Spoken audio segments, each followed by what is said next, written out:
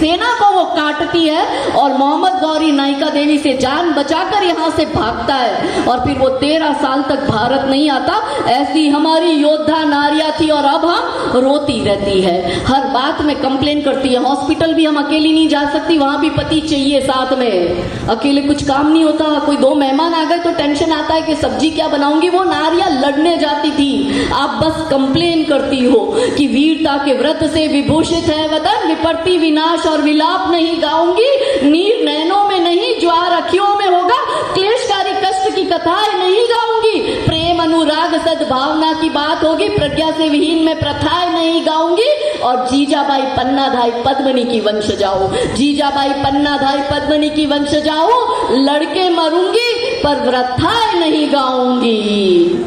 हम लड़के मर जाएंगे, केसरिया बाना पहन के निकल चुके हैं हम भी। वो गुजरात में सुन्नी मुस्लिम समाज ने मेरे नाम का फतवा निकाला है। वो कहते हैं कि तो गुजरात में मैं बिना गन गार्ड्स के कहीं बाहर नहीं निकल सकती।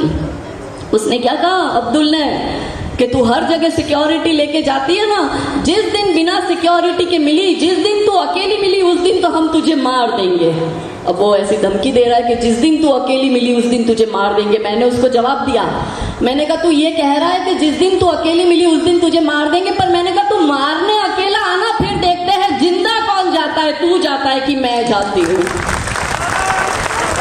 मेवाड़ का पानी पिया है मैंने, आपको भाई साहब ने कहा ये गुजरात से आई है, मैं सिरोही की बेटी हूँ, यहीं पे पली बड़ी हूँ और ये उदयपुर की मोहनलाल सुखाड़िया यूनिवर्सिटी से मैंने ग्रेजुएशन किया है, यहीं की हूँ, यहीं का पानी पिया है, इसलिए ये खून में उबाल है। हमको भी बचपन से तैयार किया था हमारे माता पिता ने कि बेटा मर के आ जाना, पर कभी इन दुष्टों के सामने झुकना मत। हमें महाराणा प्रताप की मृत्यु की साधना मेरे पिता ने सिखाई। क्या थी महाराणा प्रताप की मृत्यु की साधना? हम उनके गढ़ में बैठे हैं, महाराणा प्रताप का युद्ध चल रहा था अकबर से, अकबर की इतनी बड़ी सेना, महाराणा प्रताप की छोटी सेना। तो वो जो आसपास के लोग होते हैं ना, जो डराने का काम करते, जो कोई सहयोग नहीं करेंगे, पर जो लड़ रहा है उसको सहयोग नहीं करेंगे, मगर उसको डराकर चुप कैसे करना है, वैसा काम तब भी होता था, वैसा काम अब भी होता है। तो महाराणा प्रताप के पास 4 प्रजाति के लोग गए। पहला बुद्धि, यानी बुद्धिशाली लोग। उन्होंने महाराणा प्रताप को कहा कि आप उसकी संख्या देखो, आप आपकी संख्या देखो, आप तो ये युद्ध लड़ भी नहीं सकते, जीतना तो बहुत दूर की बात है, इसलिए आप अकबर के सामने आत्मसमर्पण कह दो। तो बुद्धि कहती थी टक्कर असंभव है, बुद्धिशाली कहता था टक्कर असंभव है। दूसरी प्रजाति गई गणितज्ञों की। वो लोग नहीं होते जो हर बात में कैलकुलेशन करते हैं, वो कैलकुलेशन करके आए कि अकबर के पास इतने हाथी है, इतने घोड़े, इतने तोप है, इतने सहस्त्र बल सैनिक है, और आपके पास तो कुछ भी नहीं है। तो गणित ने क्या कहा कि विजय असंभव है, कि विजय तो असंभव है। बुद्धि कहती थी टक्कर असंभव है, गणित कहता था विजय असंभव है। तीसरी प्रजाति गई समझदारों की महाराणा प्रताप के पास, और उन्होंने महाराणा प्रताप से कहा कि भाई युद्ध तुम लड़ नहीं सकते, इससे अच्छा है तुम झुक जाओ और आत्मसमर्पण कर दो। तो बुद्धि कहती थी टक्कर असंभव है, गणित कहता था विजय असंभव है, समझदार ने कहा झुक जाओ। अब चौथी प्रजाति खड़ी हुई। वो कौन सी थी चौथी प्रजाति? रिश्तेदारों की। रिश्तेदारों को पता था कि महाराणा प्रताप का स्वभाव कैसा है, ये तो ना झुकने वाले हैं, ना ये आत्मसमर्पण करेंगे, ना ही ये इस्लाम स्वीकार करेंगे, और ये तो भागेंगे भी नहीं, ये तो हर हाल में युद्ध करेंगे। तो रिश्तेदारों ने कहा भाई तू एक काम कर, कुछ होने जाना वाला नहीं है, इससे अच्छा तुम भाग ही जाओ यहाँ से। तो बुद्धि कहती थी टक्कर असंभव है, गणित कहता था विजय असंभव है, समझदार ने कहा झुक जाओ। और महाराणा प्रताप ने कि कुत्तों की तरह दुम मत हिलाना, इस मातृभूमि के लिए, धर्म के लिए, मेवाड़ी आन बान शान मर्यादा के लिए लड़के मर जाना, मगर इस्लाम स्वीकार मत करना। तो गिरा जहां पर खून वहां, गिरा जहां पर खून वहां पत्थर पत्थर जिंदा है, शरीर नहीं पर नाम का अक्षर अक्षर जिंदा है। और जीवन की यही कहानी, अक्षर अक्षर गढ़ लेना, और शौर्य कभी सो जाए तो प्रताप शिवा को पढ़ लेना। इनकी गौरव गाथाएं पढ़ो, ऐसा खून में उबाल आएगा। हमें बचपन से हमारे माता पिता ने तैयार किया, अचानक से थोड़ी मेरे को कोई ऐसा अंदर स्वप्न आ गया और अचानक से मेरे शरीर में शक्तियां प्रवेश कर गई और मैं इतनी शक्तिशाली हो गई। आप यहाँ पे डॉक्टर तक नहीं जाती, मैं पूरे भारत में भ्रमण करती हूँ, 3-4 राज्यों का पानी नहीं पिया, बाकी मैंने पूरे भारत का पानी पी लिया है। इतनी हर जगह अकेली जाकर इन दुष्टों को खत्म करके आती हूँ। तो समस्या है तो समाधान भी है। अपन ने करी आज समस्या पे बात, तो अब मैं आती हूँ समाधान पर। आपको लगेगा दीदी तो अब हम क्या करें, तो आपको क्या करना है मेरी बहनों, पहला समाधान, अभी रात के 10:30 बजे, अभी तो आपके पास समय नहीं है, कल सुबह उठने के बाद पहला काम क्या करोगी, अपने 5 रिश्तेदारों को फोन लगाओगी। 5 परिवारों की बात करी हो, 5 मनुष्यों की बात नहीं कर रही, 5 परिवार में फोन लगाओगी और आज जो हमने सत्संग किया है इस पे चर्चा करोगी। बोलो करोगी? अब मुंह से हाँ ही नहीं निकल रहा, क्या ही करोगी? हम तो एकता कपूर की सीरियल देखेंगे हैं। करोगी? दूसरा काम क्या करोगी, आत्मरक्षा की ट्रेनिंग लेना स्टार्ट कर दो। संघ के स्वयंसेवक लाठी काठी चलाने का फ्री में प्रशिक्षण दे रहे हैं, अपनी आत्मरक्षा करना सीखो। वो कन्हैया लाल दर्जी को आत्मरक्षा करना आता था तो क्या वो मार सकता था क्या? दर्जी के पास तो हर क्षण हथियार होता है, इतना बड़ा कैंची रखता है दर्जी, पर कन्हैया लाल को अपना आत्मरक्षा करना उसने सीखा नहीं, उसकी माँ ने सिखाया नहीं और उसको भी आवश्यकता नहीं लगी। वो जैसे ही मारने आता वो करता, वो छरी से वार उस पे। इतनी बड़ी कैंची क्या कपड़ा काटने के लिए, वो तो इंसान का पेट भी काट सकती है ना, पर उसको आता नहीं था आत्मरक्षा करना। इसलिए आत्मरक्षा की ट्रेनिंग लेना सीखो और अपने बच्चों को भी आत्मरक्षा की ट्रेनिंग दो। तीसरा काम क्या कर सकती हो, बच्चे पैदा करो। वो दर्जनों बच्चे पैदा कर रहे हैं, आप एक बच्चे में अटक गए हो, दूसरा बच्चा भी पैदा नहीं होता। और क्या कर सकते हो, बाहर का खाना खाना, बाहर का जो भोजन करते हो वो बंद करो। होटल में जाके नाम पढ़ो उसका मालिक कौन है, वो आपके खाने में गंदी चीजें मिलावट कर रहा है, हिंदुओं की प्रजनन क्षमता कम हो रही है, वैसे ही बच्चा कम पैदा करते हैं। और वो जोमेटो स्विगी करते हो, उसमें पढ़ो कौन देने आ रहा है, डिलीवरी बॉय का नाम क्या है, वो उसमें मिलावट कर रहा है। आपके खानदान में एक ना एक, जो बड़े शहरों में रहता है, एक ना एक कपल, आपका पियर पक्ष और ससुराल पक्ष में से ऐसा एक ना एक तो होगा ही होगा जिसका बच्चा नहीं हो रहा और वो डॉक्टर से ट्रीटमेंट करवा रहा है। मैं अभी ओडिशा में थी पिछले वर्ष, तो वहां पे एक बहुत बड़े डॉक्टर के घर में उतरी, तो वो डॉक्टर का टेस्ट ट्यूब बेबी IVF से बच्चा पैदा कराने की उसकी डॉक्टर की वो हॉस्पिटल थी। उस डॉक्टर ने कहा दीदी इस पूरे वर्ष में 10,000 IVF से बच्चे पैदा करे। मैंने कहा अच्छा, बोले शॉकिंग क्या है? मैंने कहा क्या है, कि 10 के 10,000 कपल हिंदू थे, उसमें एक भी मुस्लिम कपल नहीं था।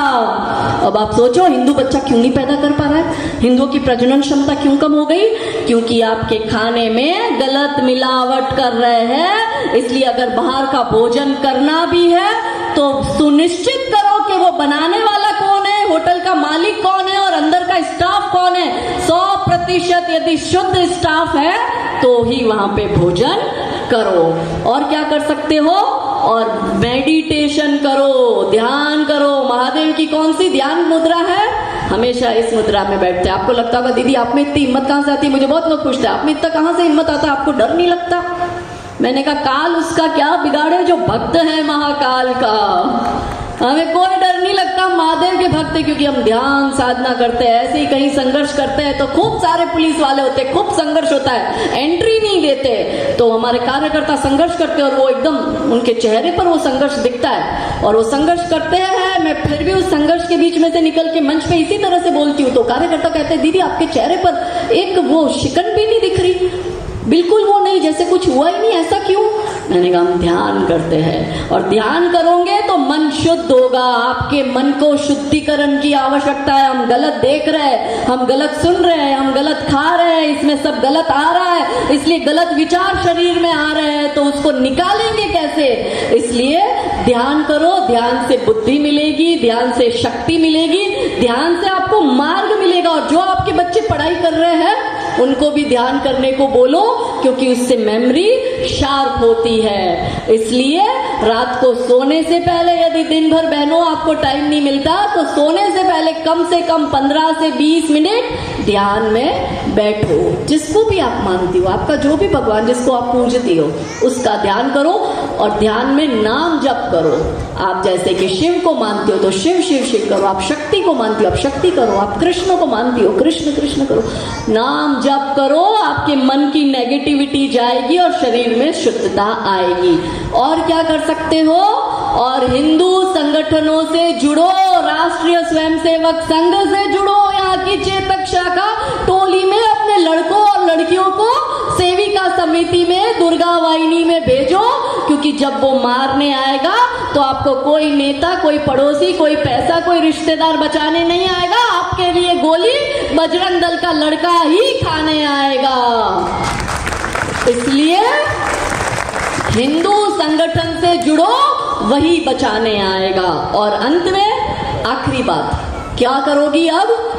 B Hindu, buy Hindu, employ Hindu. Hindu बन जाओ, हिंदू से सामान खरीदो, हिंदुओं को ही रोजगार दो। आपका दूध वाला हिंदू होना चाहिए, सब्जी वाला हिंदू होना चाहिए, फल फ्रूट वाला हिंदू होना चाहिए, दर्जी हिंदू होना चाहिए, रिक्शे वाला हिंदू होना चाहिए, जिम वाला हिंदू होना चाहिए, डांस वाला हिंदू होना चाहिए, मजदूर कारीगर हिंदू होना चाहिए, रिपेयरिंग वाला हिंदू होना चाहिए, कलर काम वाला हिंदू होना चाहिए, डेयरी वाला हिंदू होना चाहिए। आपकी 100% शुद्ध हिंदू इकोनॉमी होनी चाहिए, क्योंकि जो 2 पैसा आप उस हरी चादर पे चढ़ा रही हो, उसी 2 पैसे से वो आपके पति और आपके बेटे के लिए आप सफेद चादर का इंतजाम कर रही हो।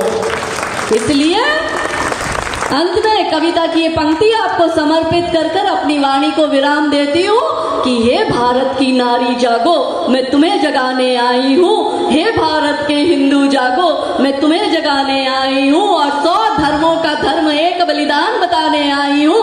खप्पर वाली काली जागे, जागे दुर्गा बरबड़ा, रक्त बीज का रक्त चाटने वाली जागे चामुंडा, नरमुंडों की माला वाला जागे कपाली कैलाशी, और रन की चंडी घर घर नाचे, मौत कहे प्यासी प्यासी, अरे झोली लेकर मांग रही हूँ, झोली लेकर मांग रही हूँ। कोई शीश का दान दे दो, भारत का भैरव भूखा है, कोई प्राण का दान दे दो, और मैं घर घर इनकलाब की आग जलाने आई हूँ। हे भारत की बेटी जागो, मैं तुम्हें जगाने आई हूँ।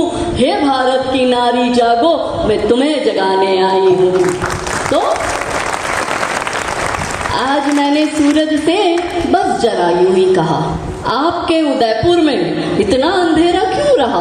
तब तमाकर वो दहाड़ा बोला, मैं अकेला क्या करूं, तुम बेफिक्रों के लिए मैं भला कब तक लड़ूं?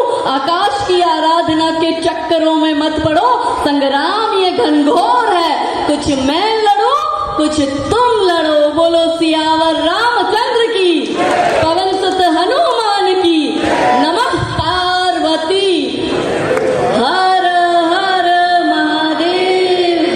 भारत माता की जय, वंदे मातरम, जय जय श्री राम। और फिर से चेतक शाखा टोली का बहुत बहुत आभार, धन्यवाद। आप सबका भी बहुत बहुत आभार। Thank you.